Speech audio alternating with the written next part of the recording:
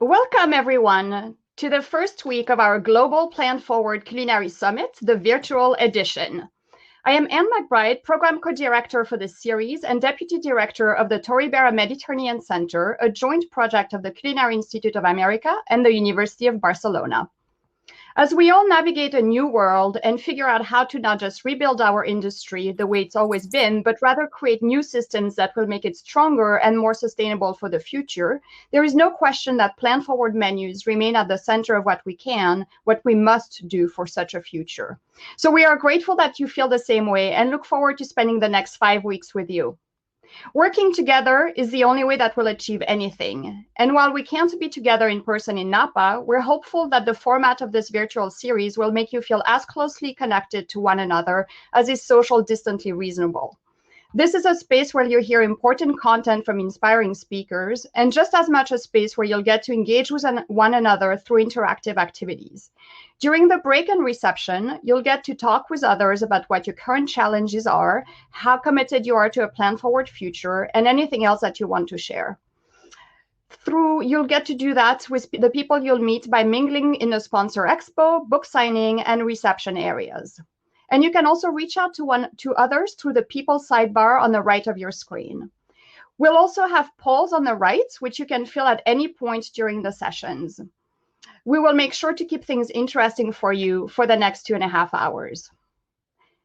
To get us started today and talk about why Plant-Forward still matters, it is my pleasure to introduce Greg Drescher, Vice President of Strategic Initiative and Industry Leadership at the Culinary Institute of America, who is joining us today from Sacramento. Greg, take it away. Thanks, Anne, and welcome everyone. Despite the enormous upheaval this pandemic has caused, we are heartened by the tremendous response to today's launch of our second annual Global Plant-Forward Culinary Summit. In addition to all the immediate pain and wreckage created by the crisis, it's also laid bare the larger challenges we face with long-term resilience of our food system and with the impacts our food choices have on our health. At the same time, the links between many of those same food choices and climate change and other sustainability issues have not lessened. Last year, many of us gathered at the CIA Copia in the Napa Valley to think more expansively about culinary and menu strategies that could drive the change we need around food. The design of our first summit was inspired by Menus of Change, a joint initiative of the CIA and the Harvard T.H. Chan School of Public Health Department of Nutrition, which is focused on developing evidence-based guidance and best practices at the intersection of health, sustainability, and business insight. One of the key Menus of Change principles is to leverage globally inspired, plant-forward culinary strategies. There are many ways to describe the directions needed for industry innovation, but here at the college, we have settled on one term we think is especially useful, and that is plant-forward.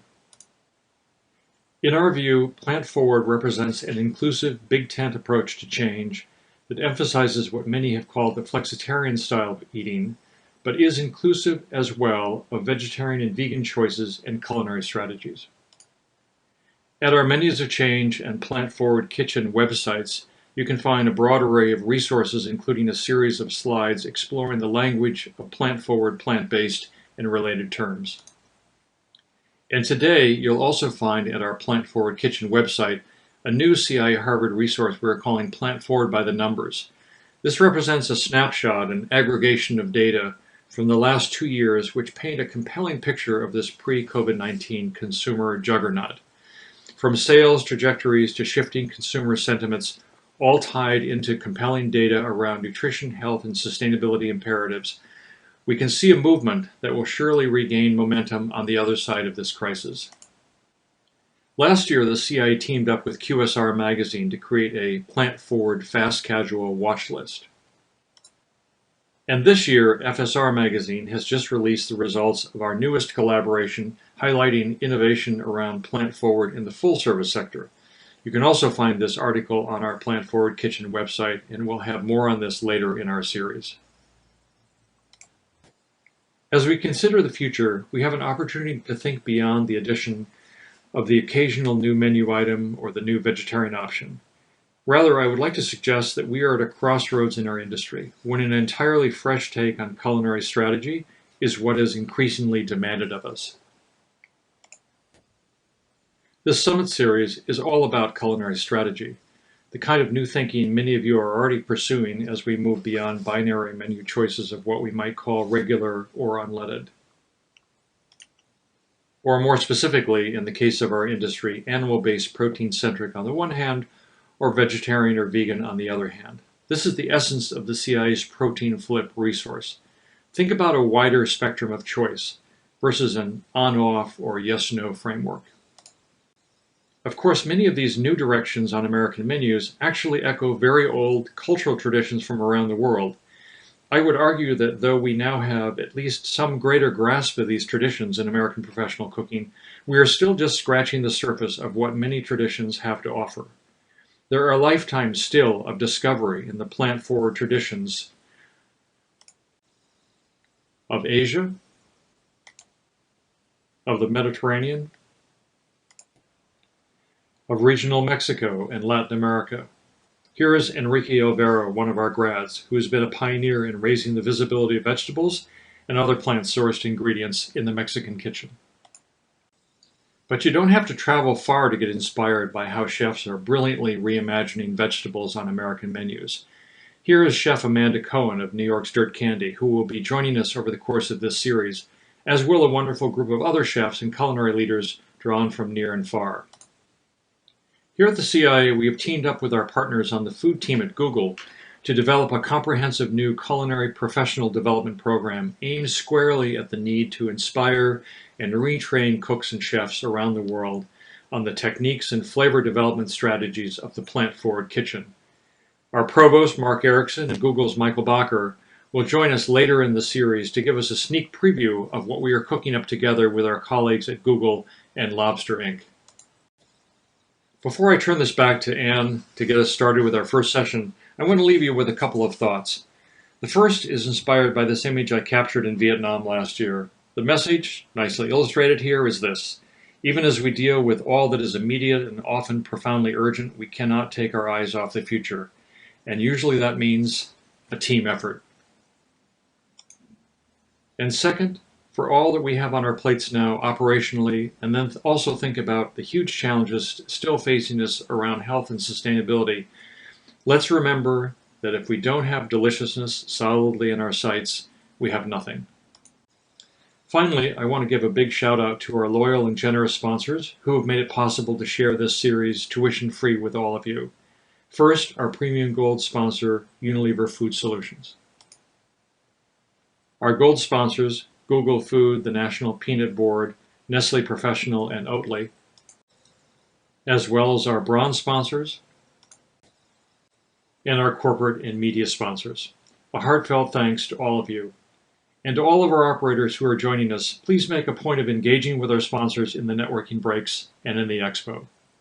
With that, I want to thank you again for joining us and look forward to our journey together over the next several weeks as we consider the future of Plant Forward and how to bring these irresistible, transformative flavors to our customers. Anne, thank you, and back to you. Thank you so much, Greg, for this thought-provoking presentation that laid such a clear framework for what we will be talking about in the weeks ahead, and for also sharing the resources that the CIA offers. We'll look forward to seeing you again later in the series. Our next session is a panel, and we'll have time at the end for a Q&A. So enter your questions at any point during the session in the chat on the right of your screen, and we'll take them in the last 15 minutes of the session. Food, climate, and crisis.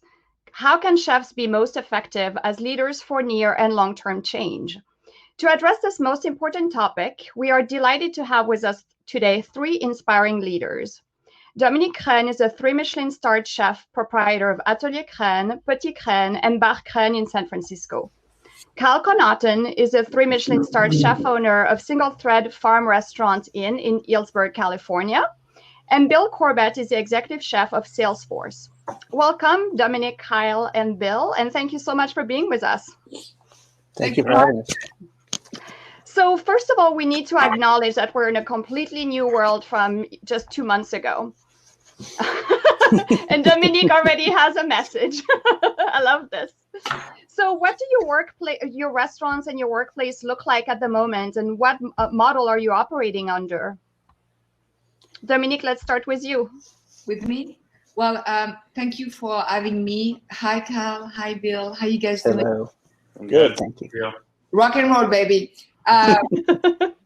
Well, I think it's been a very interesting. I think it's been an interesting time. It's been a challenging, yet it's also been a very inspiring time. You know, when we heard about giving you some about in the mid-March when we had to close everything. I remember we were in the office listening to his speech, and then we moved on to Mayor London. And the first thing that I said just right after the speech, I was like, okay, let's do this. Who are we as an industry? We are the people at the service of the community. So we needed to gear up right away to make sure that the community was clean, and to make sure that we reimagine the way the business was going to go. And obviously, we had, it was challenging, it was heartbreaking. We had to, you know, we let go of 50 people of the Crenn dining group. We had 3 restaurants, but the team that was, that stay, it was all about thinking about the community, to feed the community properly, to give them delicious food, and to also use the farm for it. So it was like, we are the most, I think, invisible people, and I think we are the most challenged right now, but we are at the forefront of everything right now. Like Carl, like Bill, we are there, we're on the street, and we are here to feed you. So, but in a very conscious and thoughtful way. So, here we go. Carl. Well, I mean, kind of a very similar story. I mean, you can see I'm here cooking. You know, about after this, I'll go downstairs and begin cooking donation meals because of our fires up here in one country. We actually have the infrastructure put together for how through our restaurants to cook food and distribute that through an organization, charitable organization that we have up here called Sonoma Family Meal. So we've cooked for 2 years out of the, I mean, we've only been open for 3.5 years, and 2 of those years have been fire years in Sonoma County. So, you know, we've been cooking from our restaurant and distributing food during those crises. So we had that infrastructure in place. So when we could see that moving up to us in wine country a little bit delayed from down in the city, you know, we got a hold of each other through the organization, you know, pulled the team together who's getting very good at crisis management, and said, all right, this is the time when we start again. We're not going to be able to have you know, service. Let's begin thinking about the donation meals and getting those out to people in need, because we know that need is there. It's always there, and it's going to be growing. And let's strategize. So we began reaching out to friends of the restaurant and different wineries and people that we were close with, and just said, you know, we're not looking for a handout to us. Please support Sonoma Family Meal, and we in turn will begin cooking meals for our community. And it started off very small. We started doing that. We make 200 meals a day, over 1,000 meals a week. That goes to seniors who are under a very strict quarantine, out of work agricultural and hospitality workers, and the women's shelter up here in Sonoma County. And we just kind of have built this network of people and supporting and donating, and that allows us in turn to use product from our own farm to support the other farms around us. I mean, we have some farms and some small producers who they only really sell to us and maybe a handful of other restaurants, if that.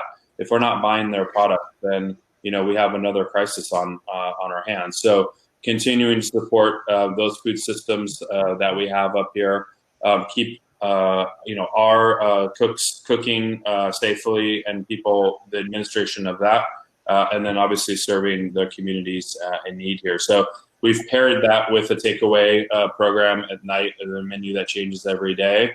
It's allowing that revenue to come in to the restaurant to keep us going, to in turn support the donation meal program. And then guests who are ordering the takeaway meal program in the evenings have the ability also to donate to what we do during the day. So during the day, it's about cooking food and distributing that out, and at night it's about serving the closer community here through the takeaway program. Great. And what about you, Bill? So you're in a different situation because you don't operate a restaurant. So we just to kind of explain what we do a little bit, we do more sort of employee engagement and sort of event-based cooking more than anything, and most of that is on a smaller scale. We don't feed the entire employee base, so we don't have a massive kitchen. We were asked to work from home beginning March 9th, and then March 16th it became a hard lockdown, and the offices got all locked. So my team's been home since March 9th.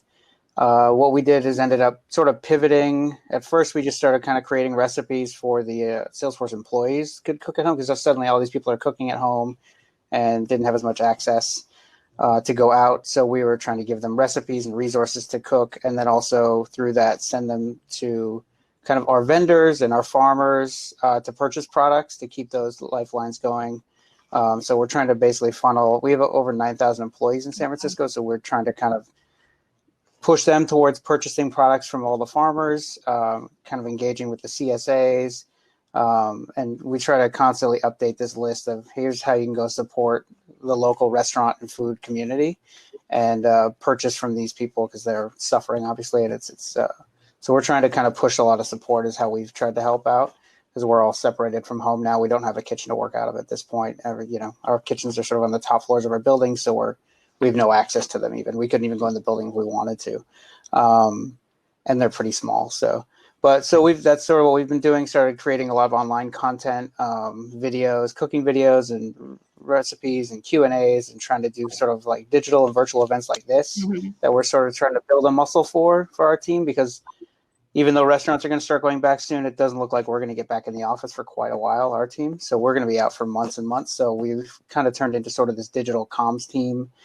And sorry, I'm ripping out my headphones. And so through that, we basically are trying to funnel support as much as we can to the restaurant world. And then the farmers and the vendors and that supply chain that is now kind of suffering all the way along. So that's what we've started doing, and we're hoping to make all of that public at some point. We'll see. I'm trying to, currently most of those resources are internal, but I'm hoping to kind of create like an external platform that we can push all this to the greater public. Are there compromises that you all feel you need to be making right now from a sustainability perspective in order to ensure the sustainability of your business? For example, we're seeing a lot of restaurants who had kind of turned away from plastic, going back to that because it feels like it's the safest and best way to be able to feed people outside of the, for takeout or delivery or things like that. Are you making compromises? No. I think in those moments we have to make sure that we are focusing in a way that we're not losing the focus on what that means to do this. It's so easy to like, oh well, we are in trouble right now, so let's forget about what we've been doing and let's go back to the old way. No, we keep doing the things that we need to do. And we've been in trouble before the COVID-19, and And I think, as I am, as Cal is, and Bill, we've been chefs that for many years we've been supporting a farmer community. We've been giving the word out that it's a very important things that you have to know where your food comes from. You have to support the community of farmers, not just farmers, fishmonger, and everybody in your community, and understand that that we are a guest on this planet, literally, and we have forgotten how to commune with the planet. We've been taking, and it's the time to not go back right now. It's the time to keep going.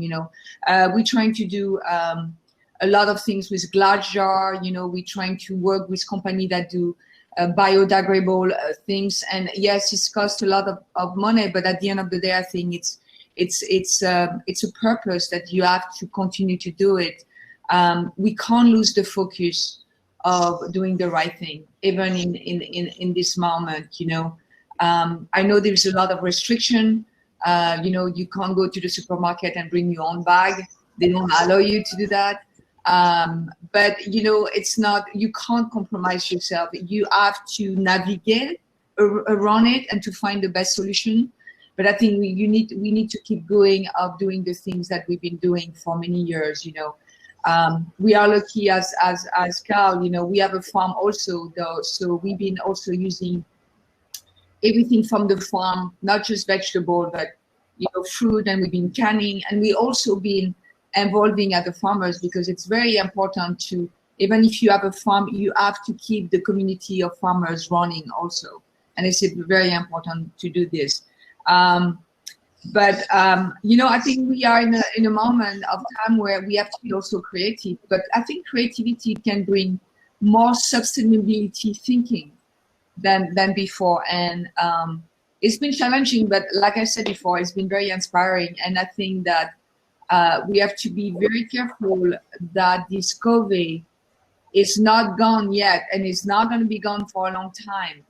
And we have to continue to brainstorm and to come as a community to have ideas and to better this food chain, the food system that we're living in right now. That is, I guess, is in trouble. But we have to remember, if we don't have, we are the fabric of America. We are the fabric of the world. And if there is no food, there is nothing. So we want to make sure that we are also communicating to the consumer and the guests that what we're doing is also something they can do also on their own.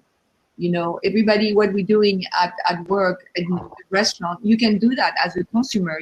Go to the supermarket, make sure that, when you buy something, where that money goes, make sure that where the food comes from. Support your small farmers. Go to the farmer market every Saturday or maybe twice a week.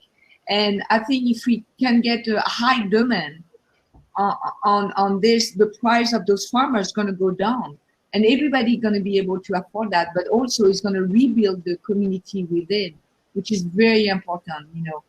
But now it's about taking care of medical workers and the elderly, the young children also that are suffering. Obviously, there's a lot of domestic violence out there. And we just have to feed the community right now, and that's our focus. But in a way that we're continuing to keep integrity within that journey. Mm-hmm. I agree. I know we're not. We're obviously not doing takeout because it's not how our model works at all. But what I've seen is almost like people I think are becoming more conscious of what's happening with the environment. For me, even I'm really analyzing at home how much I waste or I don't waste, and I'm really trying to pay more attention to that. It's really heightened that awareness for me. And then also I think it's shortening supply chains. I think a lot more people are starting to kind of get directly from the farmers because they know where it's coming from. And I'm hoping that we can kind of continue that and kind of inspire that to go on after this is over still, that, we start to build those relationships with not just chefs and farmers, but, the average consumer and farmers, build those relationships and inspire that change. That's what I'm hoping for. Yeah, and it's clear that there's the sort of one of the key lessons of the pandemic is really this breakdown in the supply chain, and the fact that diversification is key for pretty much anyone, right? You cannot be a supplier just for restaurants when restaurants close. You cannot be, I mean, we were talking about that with Kyle. It's even dangerous if you have if you're the only restaurant buying from a small farmer, right? Because it means if anything happens to you, they risk not having a market for their production. And then we have these local supply chains that are developing, because I think once everyone in America realizes they can't find flour in their supermarkets, that's when you realize there's really an issue, right? So what's the realistic model for everyone to adopt going forward, do you think? Because obviously not everyone will have access to their own small farms when it comes to restaurants. And what will make the food industry more sustainable from a people, planet, and profit perspective? I know that's a big question.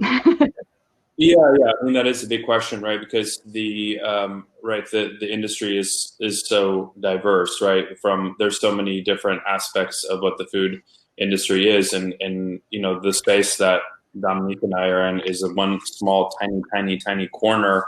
It's the smallest sort of piece, but also we know that it's a very it drives a lot of sort of innovation and change. And so, I think we have to be very conscious of like what we are able to do in our restaurants is not necessarily able for just anyone to sort of like replicate. We need to look at, versions of various things. I mean, it's easy to be up here in Sonoma wine country where we have whether we can grow and have a farm that we can get, fresh, organic, sustainably raised, produce year round. But, not everyone, and we have farmers markets and we have all these things, but not everyone has that same access or the same seasons. Dominique touched on the sort of like price, products.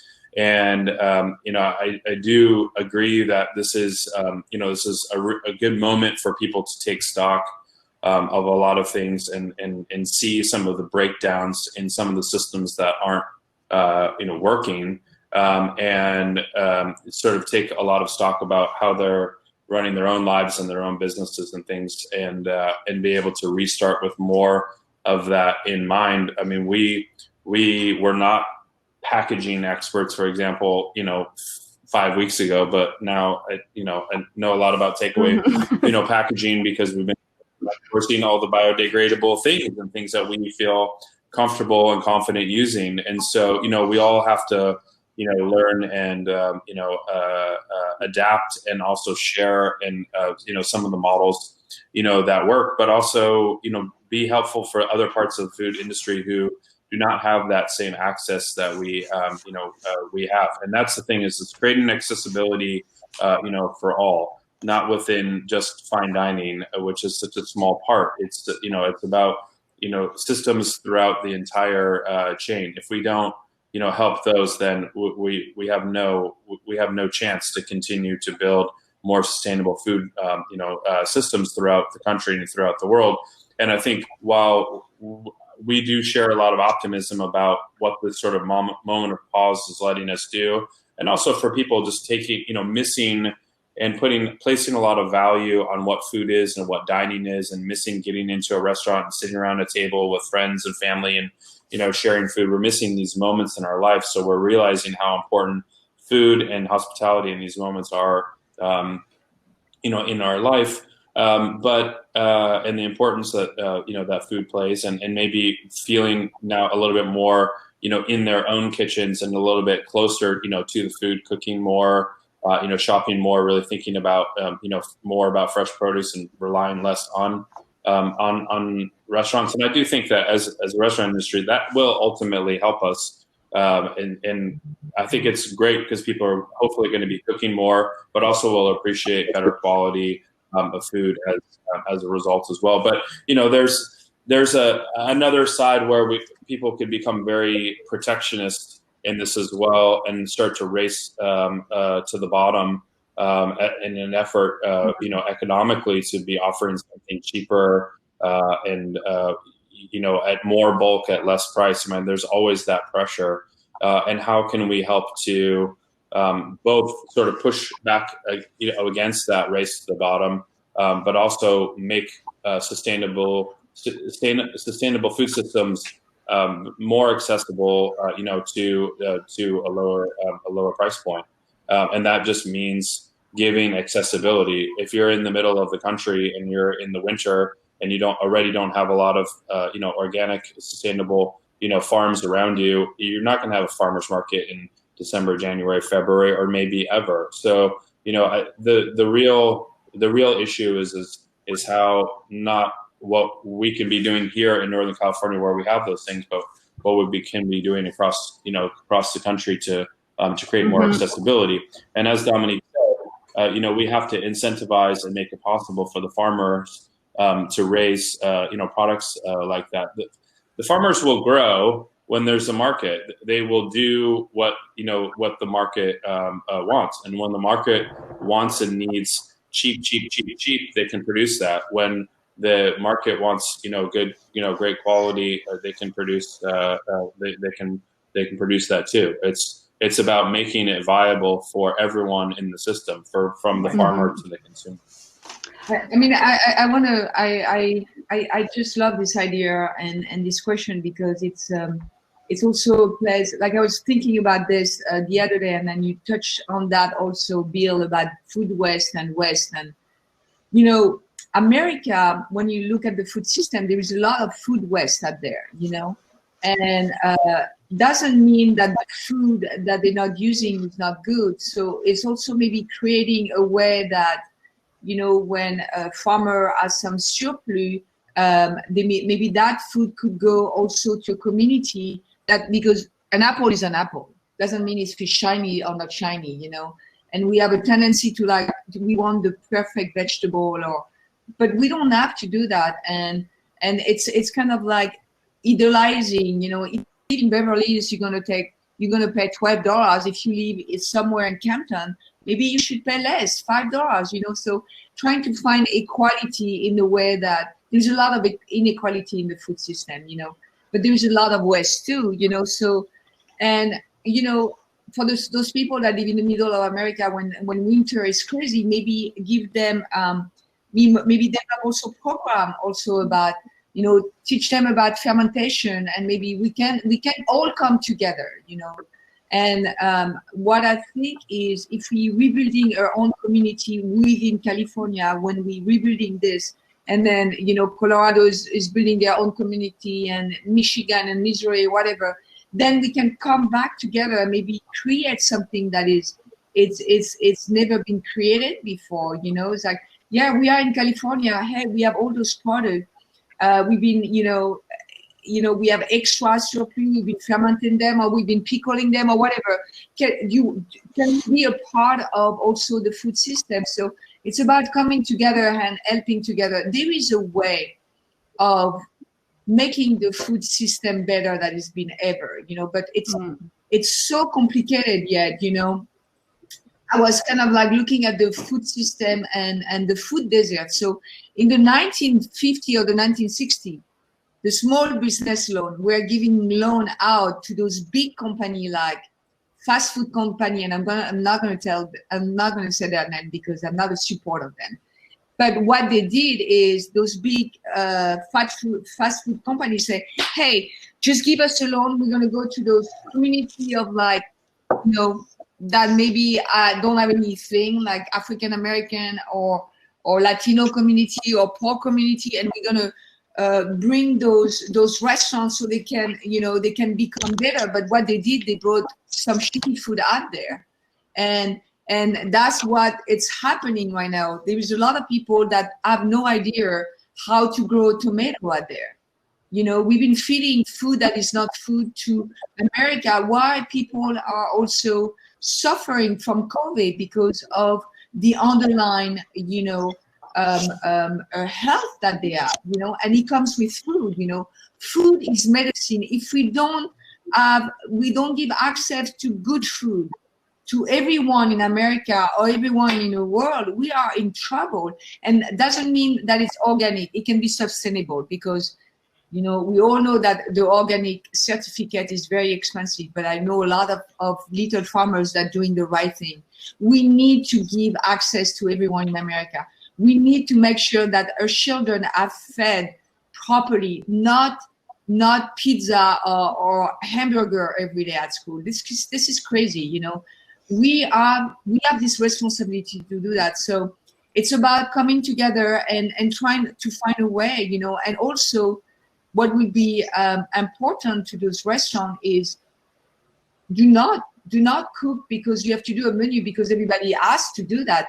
Cook what it's available. Be more creative. Have a smaller menu. Do a menu every day. And if it's not in season, then it's not in season. If I don't have tomato, then I have tomato. But you know what? I'm going to give you, you know, a recipe that my grandmother used to do a long time ago, and this is what's available, and I'm going to do that to you. So it's about rethinking about the way that we are going to approach the way that we're cooking. Also, that's going to be important. And it's not easy, you know, people that have a restaurant for 40 years and doing the same thing over and over again, then suddenly they're like, I can't access that food. What I'm going to do? Well, let's come together and maybe we need to rethink about, you know, what's available and what we can cook. So it's very interesting time, but I think we have a unique opportunity right now, and it's not going to be easy, but I think we can do it. And it's hard to think of silver linings, right? But there are definitely some. I'm getting lots of audience questions, but so keep them coming. And before we get to them, Bill, a lot of what you're doing at Salesforce is educating the 9,000 people who work there, right? And changing their behaviors. What are some of the strategies you're using there, and what will be the ones that you might have when you're all back together? So our teams, well, basically this whole online kind of digital thing we're building right now, I don't think it's going to disappear when we go back to work. I think it's honestly going to become sort of this, like I like to say, we do two things, right? We do employee engagement and we do kind of customer and executive support. Those are the two facets in large buckets of what we do as a team. And now this like kind of third bucket, I think, is going to become this digital online content. Because what this does is basically my team only cooks in these, we call it their Ohana floors. Dominique's been to, and Kyle have been, and they see but they're these small floors where we engage employees and they can come and hang out. And they're usually like, they're not usually, they're on the top floors of some of our key buildings. We have two in San Francisco, one in London and one in New York currently. And what we do is we engage them through events like we bring in cookbook authors, we hold panels, we work with other affinity groups within Salesforce like Asia Pacific Force and Earth Force. And so we try to kind of engage, basically our whole mission is connecting people through food and beverage, right? That's like creating connections. Right. And once we go back, we're going to create those connections. We're going to continue to do what we did before, but now this has given us an opportunity to connect with the entire company, the Salesforce. And Salesforce is a global company, has 50,000 employees.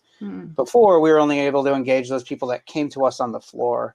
And what this has done is opened my team up to the entire company. And now we are engaging people with food on all levels through the entire company. And we're trying to create healthy recipes for them to try at home and within a budget, and you know, not using crazy fancy ingredients, but we're staying within season, and then telling them where they can get those things. And I think that's now we kind of are building that muscle to be able to engage 50,000 people as opposed to 9,000 people, or just the people that can come to see us on the Ohana floors. Right. And so that's for us, you know, we're trying to kind of build that muscle as we speak. And it's sort of, you know, in the beginning it was very, you know, roughshod and slapped together. And now we're trying to refine it into an actual program. And we're hoping that when we go back, this is going to become like the digital wing of what we do. And we can continue that education by bringing in guests like Dominique and Kyle and cookbook authors and, you know, food activists and, you know, people that are working towards climate justice. We have an amazing sustainability team at Salesforce that we work closely with. We've committed to all electric kitchens in the future. So everything going forward is going to be electric. That cuts our carbon footprint down by 21% as just like our team's carbon, not the companies, but our team's carbon footprint. We're also working to go carbon neutral this year by having all of our kitchens analyzed, and then offsetting those carbon credits through Restore California, who's doing great work in restoring like the farmer's soil, basically working towards like climate change with soil. With Anthony Mient from Mission Chinese, we've been working closely with him on that. So those are sort of some of the initiatives, but I think that's, going back, it's going to be about engaging the entire company as opposed to just those people who can come access us on these floors. And that's the exciting thing for me. It's opened up this whole new world for us that changes kind of, I think, the value of our team, honestly, within the company. Right. And hopefully, that gives us more clout when it comes to us doing public events as well. Yeah. No, and there's definitely, there are millions and millions of people who are trying to figure out what to do with what's in their fridge and how to put dinner on the table, not like 1 day a week, but 7 days a week, and lunch and breakfast too, right? So it's been a big challenge for a lot of people. Right. I'm going to go to audience questions since we have so many. So the first one goes to avoiding what you're doing specifically in terms of avoiding single-use plastic. And what you recommend in replacing food film in particular. And that's definitely a question I see a lot online. What can you use instead of a food film? Wow. Well, so I built, obviously I have a big kitchen it's not that a big kitchen in San Francisco, but I think it's about understanding you need and less is more. So it's about understanding when you buy something, don't go to the market and buy, for like a month of things, and obviously you're not going to use everything. So, you can use a little glass jar, which is great. You can use also, we use towel also that also help us with the fish, we have boxes where we put the fish in. What's interesting, we didn't have plastic film in the before the 1960 or 70. So what is our grandmother used to do, they used to jar, so it's, it's about, have container that you can put them in the container and then just organize this. But it's about also the way that you're buying things, is buy things that you need at that moment. And that will allow you also to go and to find things that are fresher. We are basically banning the plastic the film, literally Atelier Crenn and Bar Crenn and Petit Crenn. And we've been doing this for, we've been working with Moro Color in Mirasura to get a certificate of no plastic this year. It's been challenging, but yet it's like you got to go back to what your grandmother used to do. There's no plastic at the time. So it's about, our container, I'm sure, you have to have container and then you can organize them and, write, when did you like this? But like, it's easy to not have plastic, and there's a lot of also product out there that is non-plastic that you can also cover your vegetable. And I'm not going to say the name, but there's a lot online that you can find that are very sustainable. So forget about plastic, use something else. Kyle, there's a question for you actually, and you can answer the film one. But so single thread is sustaining the local community, but are your takeout orders enough to sustain yourself? Yeah, that's a great question. Right now it's just about doing the right thing by the community and the team and the staff. I think we're very fortunate that while we're not getting ahead as a business, we're also not really also falling behind. It's, you just feel like you're just treading water, which is really, I think, the best you can, do at this moment. So, we're doing the donation meals, as I said, and, the funding from that is not about obviously making any profit. It's about how it can serve the community, but it is keeping staff working, and it is purchasing, the products that we're using for that, many of which are now getting donated too. So it allows us to maximize the amount of people that we can cook for and the meals that we'll be able to do for, a sustained period of time. And the takeaway program for us, thankfully, has been incredibly successful and really supportive, so much so that now, which we probably would have never have done, are realizing that actually it's an ongoing opportunity, maybe not outside of the back door at Single Thread when we're operating back as a restaurant, but we expect that when we come back to operations here in the restaurant, that at the beginning, actually a few days a week, we'll just be doing the takeaway, and then we'll only open the restaurant for a few days a week and then slowly transition. But two things that have been clear for us is that, one, the need in the community is going to be ongoing. And after doing this and now for, a few months and continuing to, to do it, we can't just say when this is over, like, okay, great. Thanks everyone. Good luck. We're going back to what we do. Once you really understand that need and once it becomes part of your routine, I think you have an obligation to continue on, which is the way that we feel. So, now we're looking for, space and opportunity to continue long-term permanently to be able to cook, meals for, for the communities in need. And that can be a shifting need depending on economic factors, on COVID related factors, on fires, if and when. It's not a matter of if they come back, it's just a matter of when they come back when you live up here. And, we can always continue to sort of address that need within the community, and also provide something for the local community, too, that's, more casual and to take home, and is a really healthy way to enjoy food at home. Often, unfortunately, food that is like a sort of takeaway is not that healthy. And, generally thought of as cheap or, and so I think one thing that's coming out of it when you have, all these different chefs who for the first time are making, it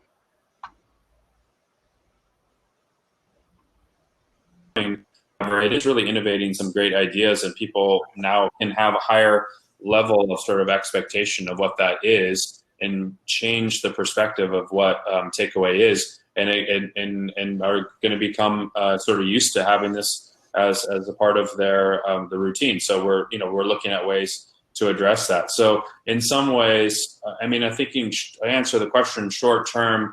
Is it really sustaining the restaurant? Yes and no. But it is actually opening up for an opportunity in the future, and not just, as I said, not just an opportunity of just pure business opportunity. I think that what we've learned here is that we can combine things for the business enterprise with a social enterprise that we want to do, and have one help, helping the other. Historically, chefs go and we do a charity event, we cook the event, we, have a great time, and we raise money, and it's great, and we all leave. But I think now, and I know Dominique has been like this for a very long time, not just recently, but has always thought like this, is like, let's do something more directly and more regularly, rather than just, sort of one-offs. Like, let's make this part of our actual model. So for the next few answers, I'm going to ask for your elevator speech for each one of them, so we can get through the rest of the queue in the few minutes we have left. Do you feel that supply chains being strained and uncertainties on distribution will encourage restaurants to start vertical farming, hydroponics, aquaculture in their businesses? And I think that's also some, question for companies like Salesforce. Do you see that more? For us, like, we're a pretty small program, so for us to kind of create our own farm would kind of, I don't know, I don't think it would be very self-serving. I think more importantly for us as a small program and a business within the Bay Area, really globally, it's better for us to support the farmers that are already doing the work. because we're not a restaurant that can support enough produce coming out of it.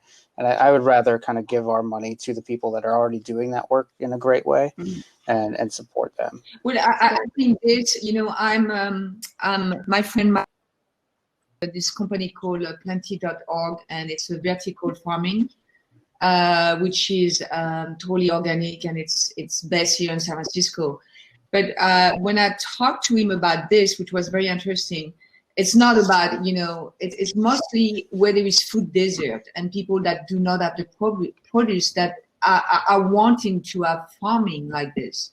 So what he was telling me that the great thing it could, is been traveling now all over the world, not lately because of the restriction, but people want to bring in their community, not just in a restaurant, but in their community, a place where they can add inside the vertical farming, and I know the product, it's amazing. And it would be, in Saudi Arabia, in Japan, and all those areas, even in middle of America, there is demand for it because people want to have access to it. So that could be something that could be more, that could expand in area that the produce is not there. Probably, I believe that for sure. Yeah, definitely. That last part, it is an amazing opportunity in areas that are unlike ours that don't, are not going to have access to that regularly, more conventionally grown, vegetables. It's an amazing opportunity. There's a lot of people doing really great work in there. We just have to make sure that they're doing it in a healthy and sustainable way, which I think by the standards of what things have to be today, it just has to be that way. And seeing a lot of articles that are highlighting, all around the country, there are farmers. And so there are a lot of places where you can find sources, whether you live in California or you live in New Jersey like me, or you live in, in Ohio, in Nebraska, to shorten these distribution systems also. I think this will be our last question. We have a couple more, so if we have time. What do you think we need to do to democratize good food? How can we simplify the supply chain and distribution to make it more affordable? That's not a question that can be answered quickly. Well, there's so many facets to that, right? I think we all have our very informed opinions, but that is a very, very sort of deep question that has a lot of pieces to it. It's a very political question. What we have to understand is, we, the people, have the power to do a lot of things, but we also have to make sure that we change the political system, because it's just come from the top. They're controlling so many things, and there's a lot of great chefs, and they've been fighting for a farm bill for many years. It's just the lobbying needs to change, and those people that don't understand the food system, but just want greediness, they are killing America with this. So we have to push, you got to call your representative. We got to be involved in politics. We have to change the food system on the political level. And that way we're going to be able to change a lot of things, And there is a lot of foundation that I know that I helping also farmers that used to work with the government and trying to help them to change the way they also farming in a more sustainable way. So there's a lot of great foundation out there, but when you vote, make sure that you vote that somebody that has your back and somebody has your back on food. That's the way that we need to look at voting now. It needs to be someone that knows that food is important, someone that knows that elderly community is important, someone that knows that medical and it's important, that, the health, number one is the health of the community. That is the most important things right now. And where it come from? It come from food. So food is medicine. If we don't have that, then, and we need to come as people, everybody needs to shout out and be involved in it. It's not just about us as chefs, we can do so little things, we need the support of everyone, and everyone needs to see that how important the food is to be able to, for the community and for the world, and if you send your kids to school, make sure that you don't want your kid to be able to just eat pizza and a hamburger. Speak out, you know. As a parent, you need also to be involved, you know, in the future. So I'm 6 years old, believe me. So I mean, with voting, you know, the way that we can upend is also by voting with dollars. I mean, the thing is changing from the top down is a very important thing, but also from the bottom up. Is that if the consumer and us as chefs and restaurateurs, and I'm assuming most of the people, you know, watching are in the food service business, but, you know, for us as who have the purchasing power to make the decisions as to what we're going to buy and what we're going to serve. I mean, that's where the power lies, is to have that demand. And we have to have from the consumer, from the diner, from the guest to the restaurateur and the chef or the food service operation, only be buying and be supporting those kinds of things. And it takes a lot of creativity to make it work within whatever the financial, you know, model is. But, you know, we vote most powerfully with our dollars. And people keep asking me, what are people going to need to do after this to support the sort of restaurants and or good food systems? And I keep just saying, it's like everything you eat, you are casting a vote. That is, you're casting a ballot with your dollars by what you choose to eat. And the more ballots that you cast, the better food quality, and whatever price point. But the better systems that you support, then the more votes that you cast in the right direction. Yeah, and it's really, buying is an act of activism, and that's everybody wants to be an activist. Well, start with the power of when you have $10 in your hand, what do you do with it? And it goes so far. So I agree totally. I think also it's very hard to educate people on kind of the very boring politics of food subsidies and how government dollars are going towards subsidizing monocrops and just corn that's going to say like cows and cattle, right? As opposed to subsidizing these amazing small farmers that we all support every week at the farmers market. I think trying to get people educated on where those dollars are going and where those dollars should be going, maybe. But it's very hard. People glaze over when you start talking about those sorts of things. Unfortunately, this is we could keep going, and this is a conversation that has no end. There's a clear message there, and I'm glad that you said it and that you gave us some clear points of action for the coming months and for the future. So thank you so very much, and I can hear our audience virtually clap for you. Thank you for having us. I miss you guys. Actually, I'm very happy about that, even though we obviously still have a lot of work to do. And it's our collective responsibility to do things right. We are now going to go on a networking break sponsored by Unilever Food Solutions. We hope that you all got to make the stuffed avocado recipe that was included in the email you received on Monday, so that we can have a collective snack, even if it's virtual. During the break, we have a range of ways for you to engage with everyone who is also attending today, from your peers and suppliers to the presenters.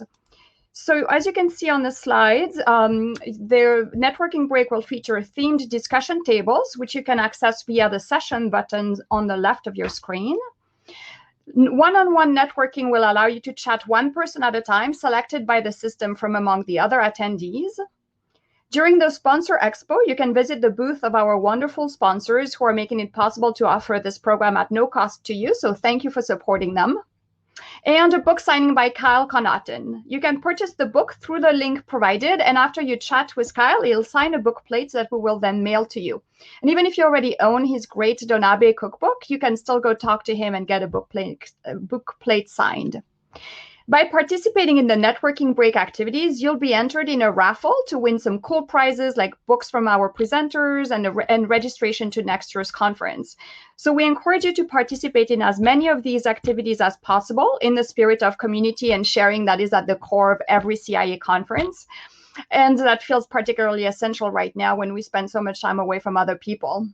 If you participate each week, listen closely, you'll be entered in a raffle to win free registration and travel to next year's conference in Napa.